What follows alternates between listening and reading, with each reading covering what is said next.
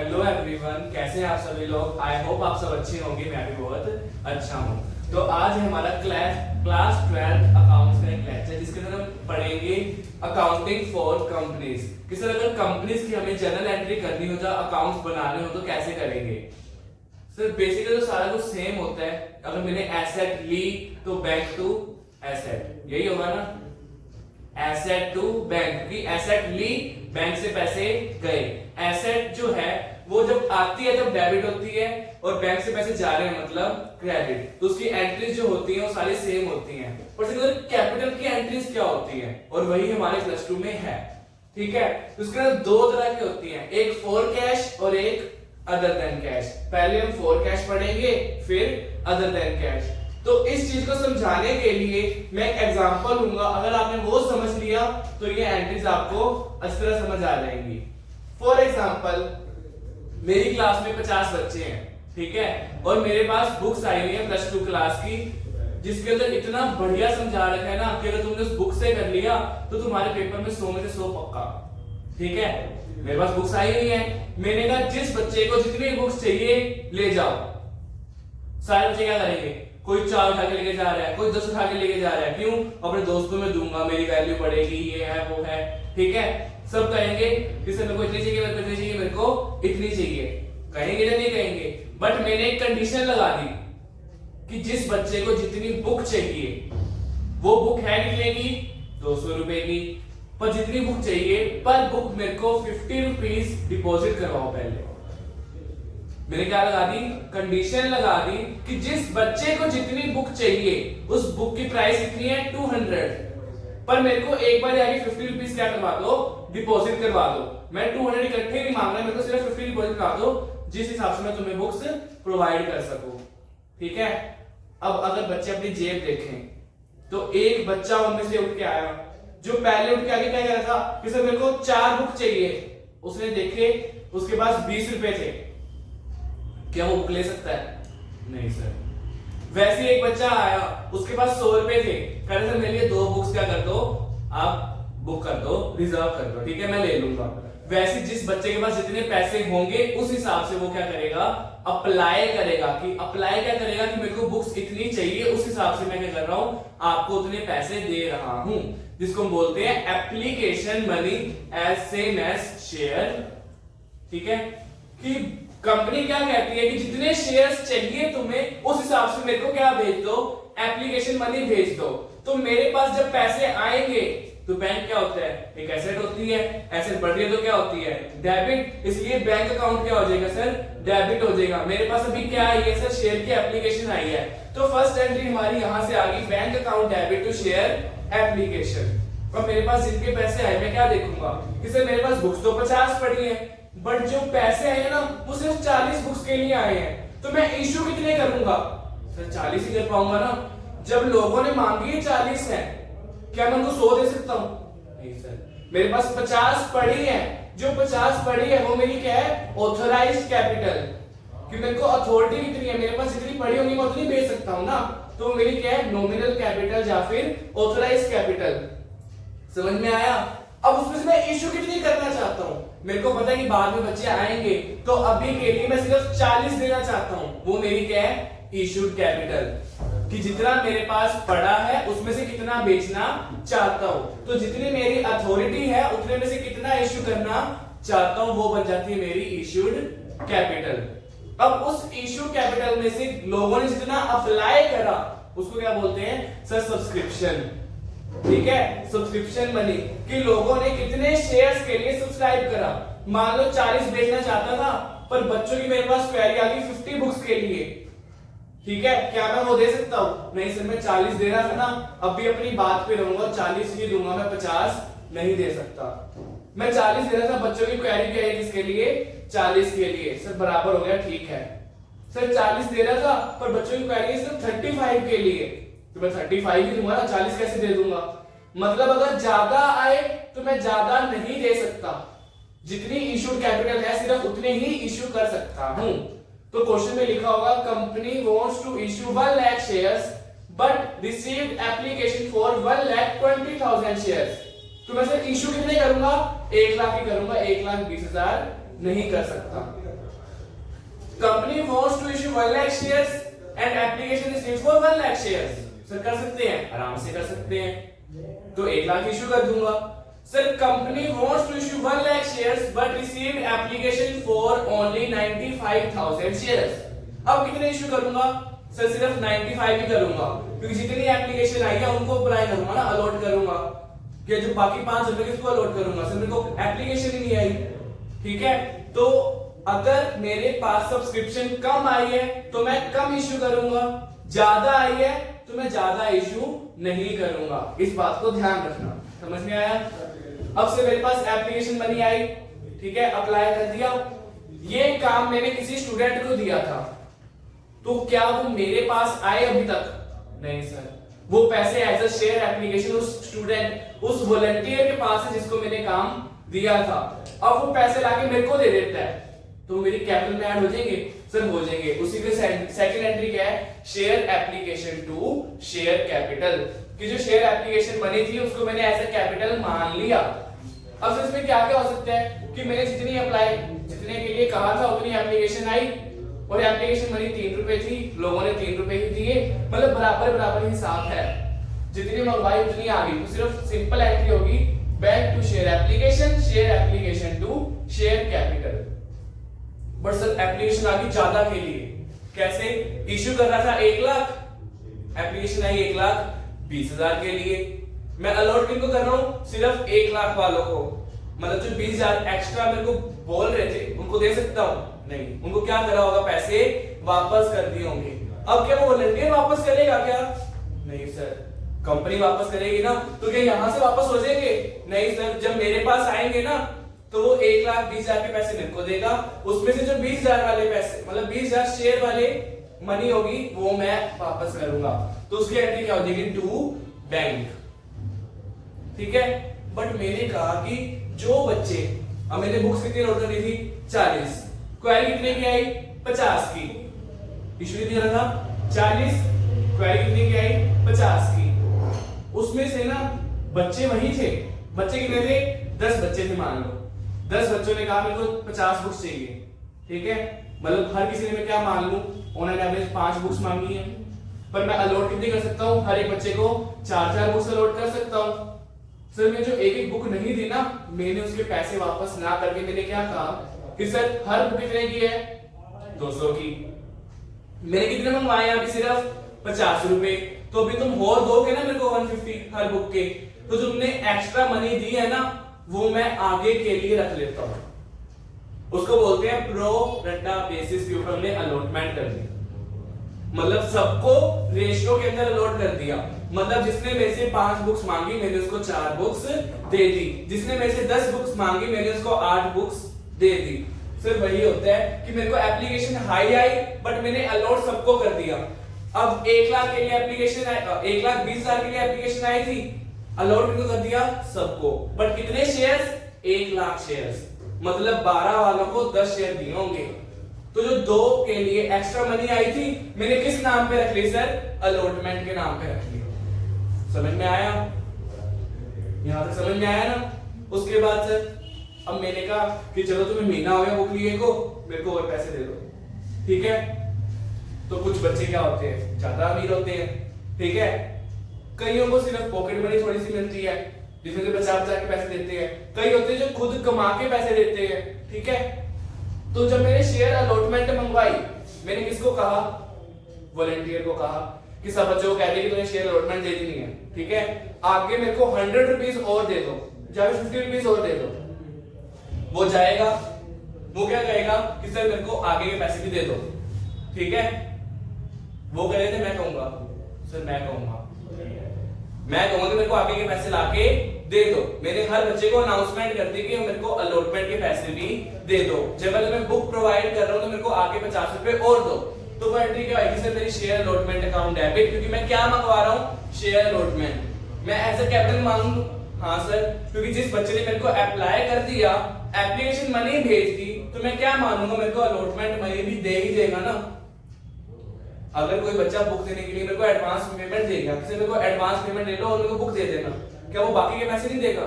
Sir मैं यही मानूंगा कि वो देगा, इसलिए मैं ऐसे कैपिटल मांग लूंगा, और अगर मैं उसको प्रीमियम पे दे रहा हूं, मतलब 200 वाली बुक 250 पे दे रहा हूं, तो मेरी कॉस्ट जो कैपिटल है वो तो मैं 200 ही मानूंगा ना, जो 50 एक्स्ट्रा हो गया मेरे सिक्योरिटी प्रीमियम।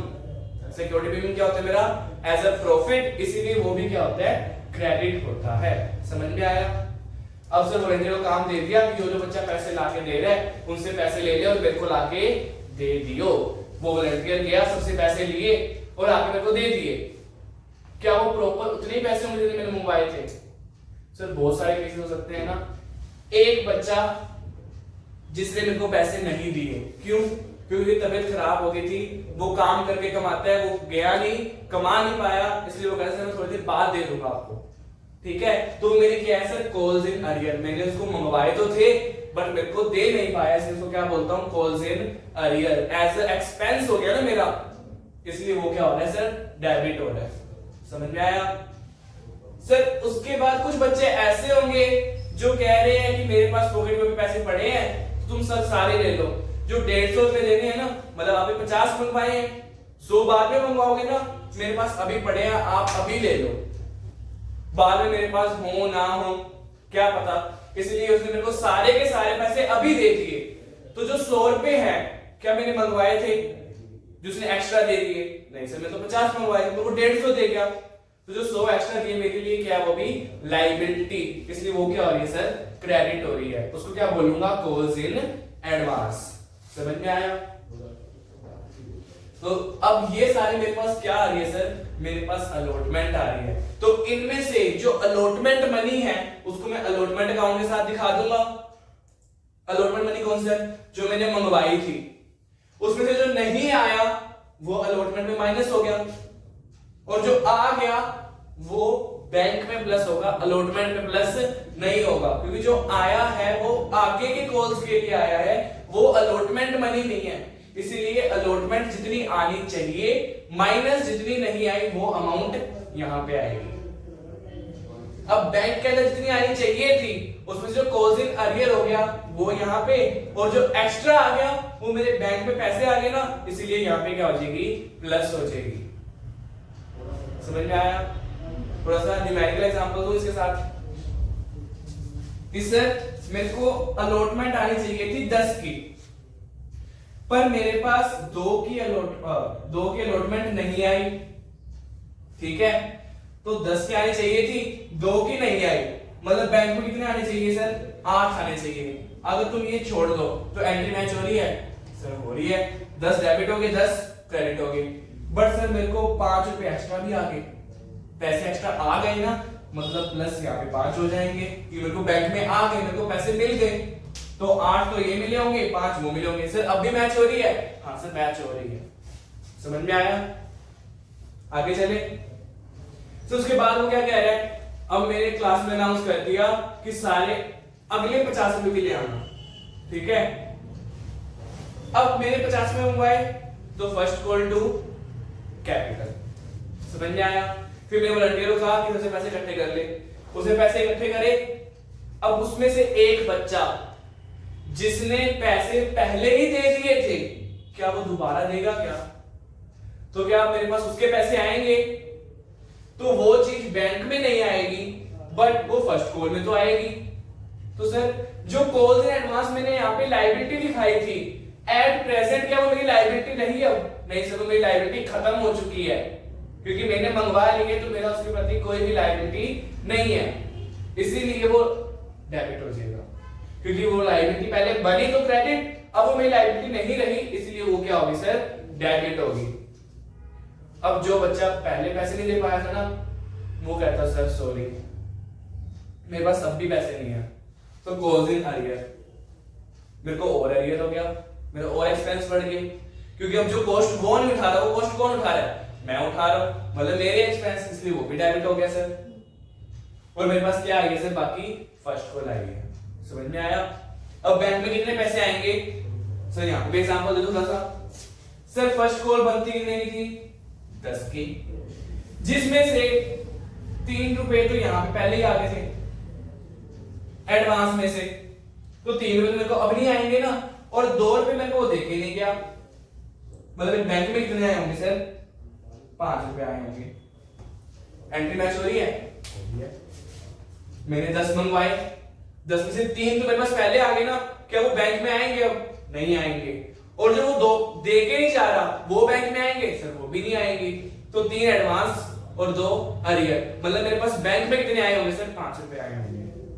जो ये 3 है ना, ये क्यों नहीं आए? क्योंकि मेरे पास पहले बैंक में आ गए। समझे मेरी बात को? ठीक है सर, आगे चले। अब मेरी क्या मंगवाऊंगा? Final call.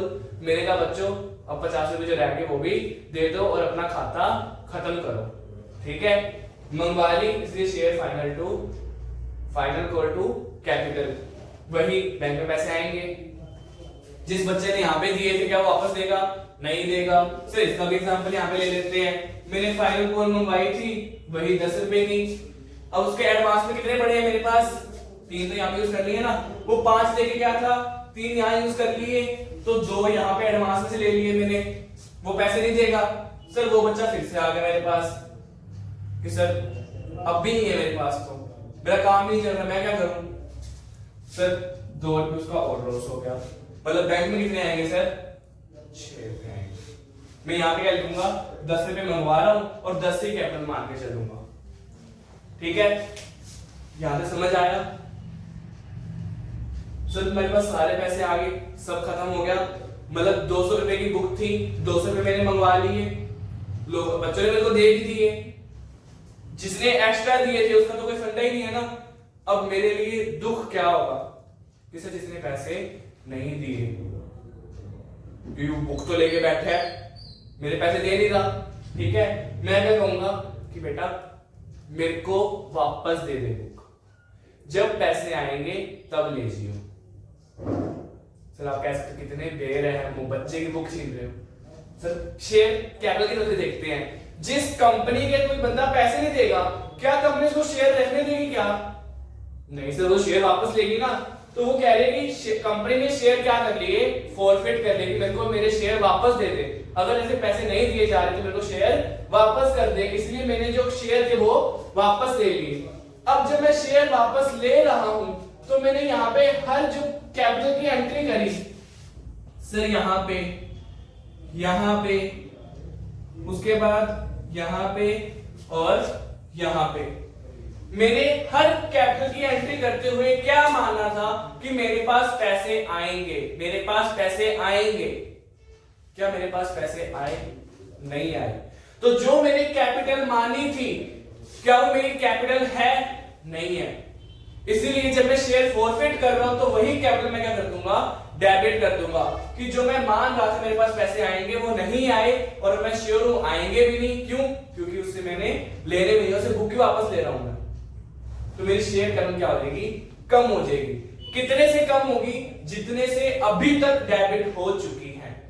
मान लो मैं फाइनल कॉल से पहले ही फॉरफिट कर लेता कि भाई तू बस पैसे दे दे, मैंने तेरे को 2 टाइम देख लिया, तूने अलॉटमेंट भी नहीं दी, फर्स्ट कॉल भी नहीं दी, बस मेरे को पैसे दे दे।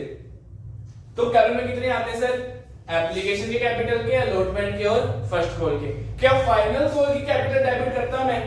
नहीं सर। अगर 10 रुपए का शेयर है, मैंने उसमें से मंगवाए अभी तक 8 है, तो मैं सर 10 के 10 कैसे डेबिट कर सकता हूं? मैंने 2 तो भी क्रेडिट करे ही ना। इसीलिए जितने अभी तक मंगवाए हुए हैं, किसके? सिर्फ कैपिटल के। जितनी कैपिटल कॉल्ड अप है उसको ही डेबिट करूंगा।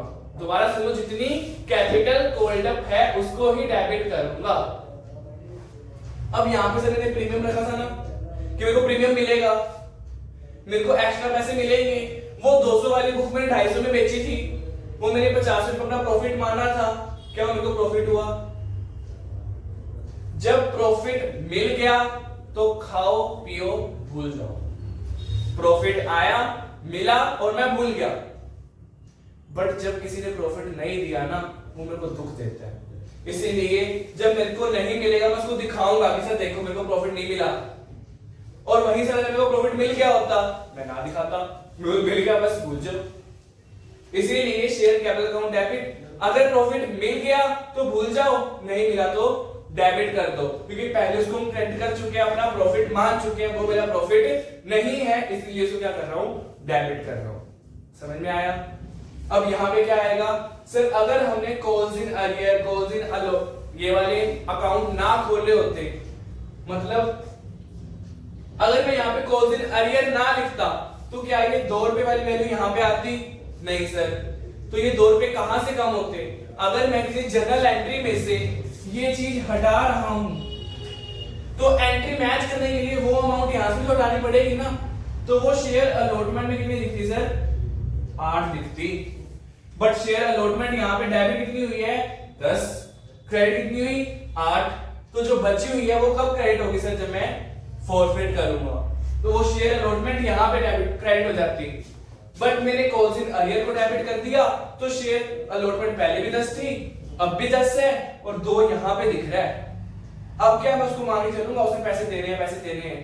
नहीं। तो जो मैं कॉल्स इन अरियर में दिखा रहा था वो भी खत्म कर दूंगा।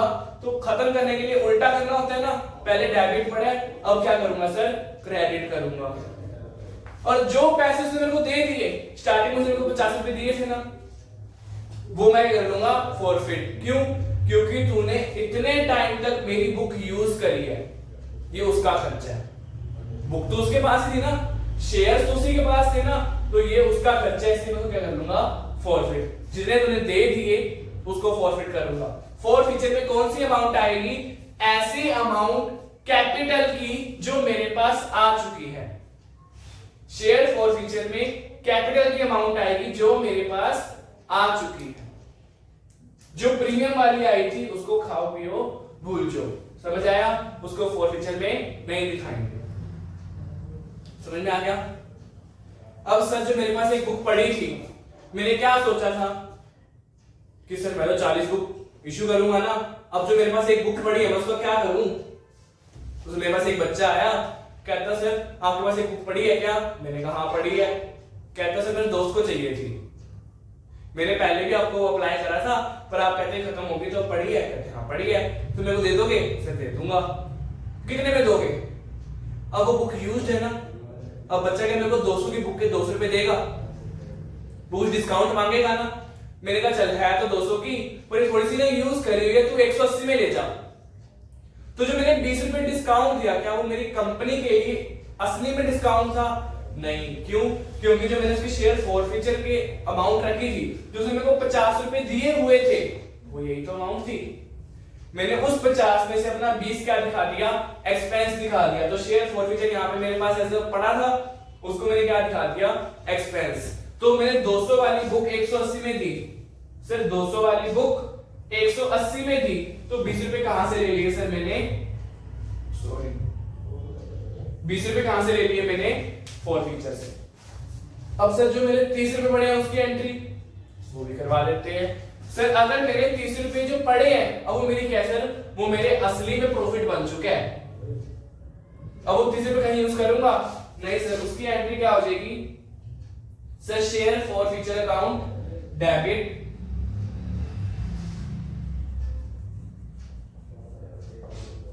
To capital reserve. कितने सर? वो 30 रुपए। समझ में आया? अब सर इमेजिन करो कि मेरे पास 2 बुक्स पड़ी थी, उसमें से वो एक ले गया, मेरे को दोनों बुक्स के ऊपर 50-50 रुपए आए होंगे ना, पर वो लेके नहीं जा रहा है एक। तो यहां पे डिस्काउंट किसका यूज होगा? एक का। तो क्या जो बाकी 50 और इसके 30, जो 80 रुपए मेरे पास पड़े हैं, क्या मैं उसको सारे को प्रॉफिट मान लूं? नहीं सर। जो दूसरी बुक पड़ी है वो जब आप दोगे वो भी तो डिस्काउंट पे दोगे ना, मतलब क्या अपना डिस्काउंट पे दो तो तब यूज कर सकते हो ना। इसीलिए जो री इश्यू कर रहा हूं सिर्फ उसी का फॉरफीचर यूज करना है, सारे का नहीं करना।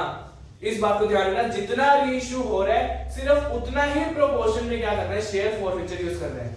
मैंने फॉरफिट करे 1000 शेयर, री इश्यू कर रहा हूं 600 शेयर, तो सबसे पहले मैं 600 शेयर का फॉरफीचर निकाल लूंगा, उसमें जितना यूज कर रहा हूं वो डेबिट, बचा हुआ कैपिटल रिजर्व में। अब सर ये भी तो हो सकता है ना कि वो बुक जो 200 वाली पड़ी थी आपने सब बच्चों को 250 में दी है, ठीक है, तो उसको क्या पता है कि 250 वाली बुक है, उसको पता है 200 वाली है? नहीं। मैंने तो कितने में दे दी? 220 में दे दी। उसके हिसाब से क्या हो गया? डिस्काउंट। बट मेरे तो अभी भी प्रॉफिट है, 200 वाली बुक 220 में गई, तो यहाँ पे क्या आ जाएगा सिक्योरिटी प्रीमियम।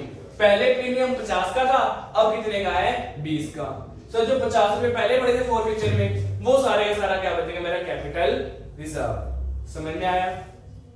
अब तो कोई एंट्री में दिक्कत नहीं आएगी। तो जब तुम्हें एंट्री में दिक्कत आए ना, तुम सिर्फ ये सोचना कि हुआ क्या है। ये जो स्टोरी बताई है ना, इसको याद कर लो, सब याद हो जाएगा।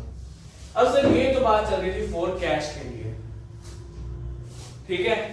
अब मैं सिर्फ फॉर कैश की बात हो रही थी ना, अब मैं सिर्फ पैसे ले रहा था। पर तुम्हें जैसे पता है अब ना गोल्ड के रेट बहुत बढ़ रहे हैं। तो मेरे पास ना कुछ बच्चे आते थे जिनकी ज्वेलरी, मतलब जिनके पापा की ज्वेलरी की शॉप थी। मैंने कहा तुम मेरे को पैसे लाने जाए ना, गोल्ड दे दे, मतलब ऐसे नहीं, गोल्ड की रिंग दे दे या गोल्ड की चैन दे दे, जो तेरे को ठीक लगे, ठीक है। मेरे को फीस मत दियो, मेरे को क्या दे दियो, गोल्ड की चैन दे दियो। उसके हिसाब से क्या उसे फीस देनी है? नहीं। और गोल्ड की चैन देगा, मेरे लिए एसेट बन गई ना, तो उसको मैं क्या बोलूंगा, अदर देन कैश। कि मैं शेयर इशू करूंगा, मतलब मैं पढ़ाऊंगा, बट अदर देन कैश के लिए। मैं कैश के लिए नहीं, बस गोल्ड की चैन के लिए पढ़ा रहा हूं। तो वो मेरे लिए क्या बन गया, एक वेंडर। जो मेरे को देगा उसको क्या बोलूंगा, vendor. Simple. When shares are issued at par. Par का मतलब क्या होता है सर, जितने का शेयर उतने में दे दिया। जितने का मतलब उसकी फेस वैल्यू पे। समझ में आया? इस वीडियो को मतलब इसलिए बना रहा हूं कि तुम्हें सब पता है, बस उसको अच्छे तरीके से हम क्या कर रहे हैं, फर्निश कर रहे हैं कि हाँ हमें अच्छे से आता है। तुम्हें छोटी छोटी बातें पता है कि पार का मतलब क्या होता है, प्रीमियम का मतलब क्या होता है, डिस्काउंट का मतलब क्या होता है, नॉमिनल कैपिटल, फेस वैल्यू, सब ठीक है। मैं ये मान के चल रहा हूं। सर जब मैं उसको पढ़ा रहा हूं, मेरी कैपिटल मान लो सर, शेयर कैपिटल मेरी डेबिट हो जाएगी, बट बदले में बैंक डेबिट नहीं होगा। जो मेरी शेयर कैपिटल है वो तो क्रेडिट हो जाएगी, बट बदले में बैंक डेबिट नहीं होगा। क्या डेबिट होगा, वेंडर डेबिट होगा। ठीक है सर, वेंडर डेबिट होगा। मतलब सर मैंने उसको शेयर अभी थोड़ी देनी है, इससे पहले एक एंट्री होगी। क्या सर, मेरे को ना गोल्ड की चैन मिली थी ना, तो gold account debit to vendor. उस बच्चे ने मेरे को गोल्ड की चैन लाके दे दी और वो मेरा क्या बन गया, एज ए लायबिलिटी बन गई। उसने मेरे को गोल्ड की चैन लाके दी, अब वो मेरी क्या है, लायबिलिटी। जब मैं उसको कैपिटल मतलब शेयर इश्यू कर दूंगा, तो मैं एंट्री क्या कर दूंगा, vendor account debit to share capital. समझ में आया? बुक्स के अंदर आएगा मेरी मशीन खरीदी और मशीन के बदले में क्या दे दिए, शेयर्स दे दिए। तो मैंने 10 लाख की मशीन खरीदी, तो machinery account debit to vendor. उसके बाद मैंने कैपिटल मतलब उसको शेयर इशू कर दिए 10 लाख के, तो vendor account debit to share capital कितना, 10 लाख रुपए। अब क्या मान सकते, 11 लाख मान लेते हैं, ठीक है। स्टार्टिंग में क्या हो रहा है सर, 11 लाख, 11 लाख, यहां पे भी 11 लाख और 11 लाख, ठीक है। लाख ही दोनों, टाइम पास तो ना करे ना सर, हम पढ़ने आए, सिर्फ पढ़ेंगे ज्यादा सर। जिन्होंने लगाई आपने 11 रुपए है ये, वहां 11 लाख है सर, 11 लाख ही है वो, ठीक है। सर मैंने इश्यू तो करा, बट प्रीमियम पे करा। मैंने कहा तेरे को पढ़ाऊंगा तो सही, बट पढ़ाने की फीस इतनी है, मतलब प्रीमियम बताया उसको, एक्चुअल में थी कितनी, 20, मैंने बताया 25, तो मेरे लिए 5,000 क्या है, प्रीमियम ना।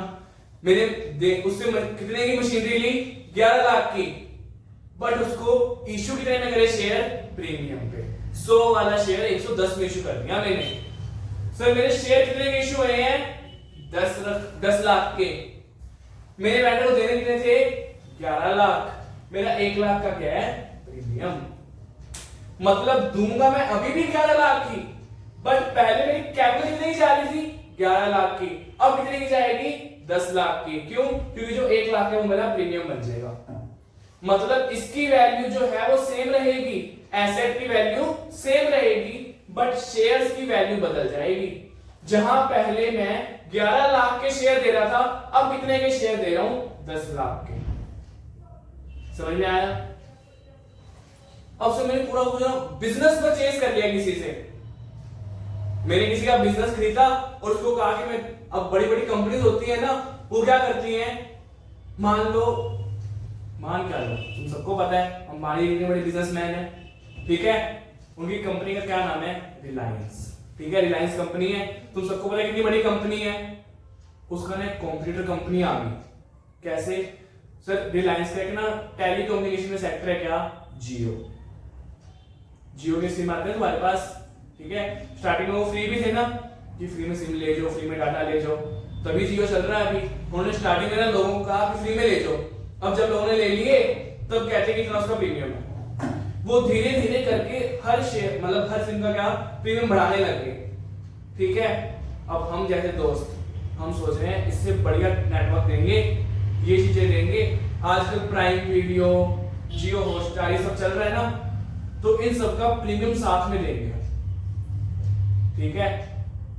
फॉर एग्जांपल जियो कुछ नहीं कर रहा, हम कह रहे हैं हम देंगे, तो लोग किसकी तरफ शिफ्ट करना शुरू करेंगे, हमारी कंपनी की तरफ। क्या ये अंबानी जी को बात अच्छी लगेगी कि मेरे कस्टमर तुम कैसे लेके जा रहे हो? क्योंकि जियो वाले कस्टमर थे वो किस पे शिफ्ट हो रहे हैं, नई कंपनी में शिफ्ट हो रहे हैं। बट जियो के पास क्या बहुत सारा पैसा, वो क्या करेगी, वो कंपनी खरीद लेगी, वो कंपनी खरीद लेगी, उसका आइडिया खरीद लेगी, अब वो जियो के अंदर ही रहेंगे। मतलब जो नए कस्टमर इधर बन रहे थे अब वो सारे किस पे शिफ्ट हो जाएंगे, जियो पे। इसका मतलब कि मैंने अपनी कंपनी जो थी ना उसकी पावर का इस्तेमाल करा, मैंने अपनी कैपिटल का इस्तेमाल करा और वो नई कंपनी खरीद ली।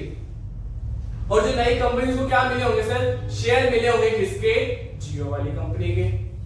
सर क्या होगा, जो मेरे पास एसेट्स थी अब वो सारी कंपनी की एसेट्स उसकी हो जाएगी, तो मेरे पास एसेट्स बढ़ रही है। हाँ सर, अब जो उस कंपनी की बिल्डिंग, उस कंपनी के जो एम्प्लॉयज थे, ठीक है, जो भी उनके टेलीकम्युनिकेशन के टावर्स लगे हुए थे, अब वो किसके अंडर आएंगे, जियो के। तो सारी एसेट ट्रांसफर किसको हो जाएंगी, नई कंपनी को। तो सारी एसेट मेरी होगी। उस कंपनी ने एक बैंक का लोन लिया हुआ था, अब वो लोन भी किसका हो जाएगा, नई कंपनी का। मतलब उसकी सारी लायबिलिटी भी किसकी होगी, नई कंपनी की। अब इस बात को तुम समझना, गुडविल आएगी तो कैसे लिखेंगे, और अगर मेरी कैपिटल रिजर्व आएगा तो कैसे लिखेंगे। सर अगर मैं किसी बिजनेस को ज्यादा पैसे दे रहा हूं, जो दूसरी कंपनी थी ना उसकी वैल्यू मार्केट में 10 करोड़ थी, बट जियो कहती है 20 करोड़ ले जा, पर ये कंपनी बंद करते मेरे को दे दे। उस कंपनी ने दिए कितने, 20 करोड़। वैल्यू कितने की थी, 10 करोड़ की। 10 करोड़ कैसे सर, 15 करोड़ की एसेट्स थी, 5 करोड़ की लायबिलिटी थी, तो टोटल वैल्यू कितनी आई, 10 करोड़, पर मिले कितने, 20 करोड़। तो जो मैंने 10 करोड़ एक्स्ट्रा पे करे हैं वो मैं क्या मान लूंगा, मैंने उसकी गुडविल के पे करे हैं। मतलब जब हम किसी बंदे को एक्स्ट्रा पे कर रहे हैं तो किस चीज के पे कर रहे हैं, उसकी गुडविल के।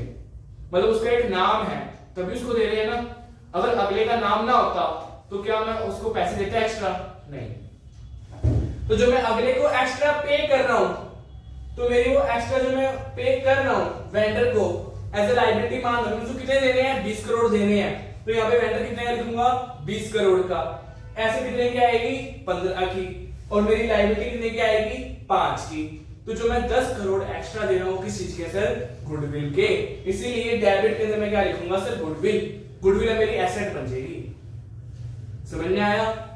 ऑन द अपोजिट हैंड अगर मैं उसको कम पे कर रहा हूं तो मेरा फायदा, मेरी कैपिटल बच रही है कि सर वैल्यू तो 10 करोड़ है, पर ना उनका आइडिया कुछ खास नहीं था, ठीक है, इसलिए उनके पास वो कोई चीज नहीं थी।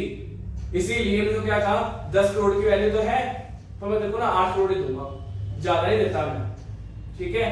क्योंकि जियो बड़ी कंपनी है, उसने 8 करोड़ में ही सारा कर लिया, पर उसके पास आप कितने थे, 10।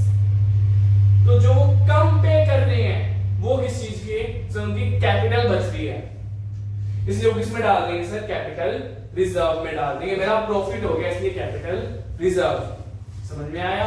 तो अगर ज्यादा पे कर रहा हूं तो गुडविल के, अगर कम पे कर रहा हूं तो मेरी कैपिटल बच रही है, इसलिए मेरी कैपिटल क्या हो रही है, रिजर्व हो रही है सर। अब जाते जाते एक बोनस पॉइंट भी समझो कि कैपिटल रिजर्व और रिजर्व कैपिटल में क्या डिफरेंस होता है सर।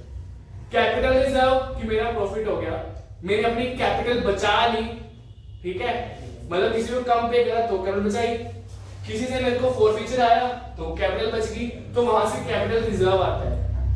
ये एक तरह का अलग से अकाउंट होता है जिसके अंदर मैं अपना प्रॉफिट डालता हूं, ठीक है। ये क्या होता है, प्रॉफिट, वर्ड पे ध्यान देना, क्या होता है, प्रॉफिट। बट अगर तुमसे रिजर्व कैपिटल पूछे ना, वो कैपिटल ही होती है, बट मैंने रिजर्व करी होती है, कब के लिए, for the event of winding up. कि जब कंपनी वाइंड अप करेगी ना, जब कंपनी बंद होगी तो उसको पैसे की नीड होगी ना, उसको फंड चाहिए होंगे क्योंकि उसको एसेट बेचनी है, क्रेडिटर्स को लायबिलिटीज को पे करना है। तो कंपनी क्या कहती है कि मेरे पास अभी बहुत पैसा है, मेरे को अभी पैसे नहीं चाहिए, मेरे को तुम कब पैसे देना, जब कंपनी बंद होगी। तो वो क्या है, reserve capital. Reserve capital is that capital या फिर that part of capital which will be used for the winding up of company, which will be called up on the event of winding up of a company. But capital reserve on the other hand as a profit होता है, जैसे security premium है, P&L है, general reserve है, उसके तरीके से ही क्या होता है, कैपिटल रिजर्व होता है। समझ में आया? हम अगले पार्ट में लेके आएंगे इसके क्वेश्चंस। तो टाटा बाय बाय।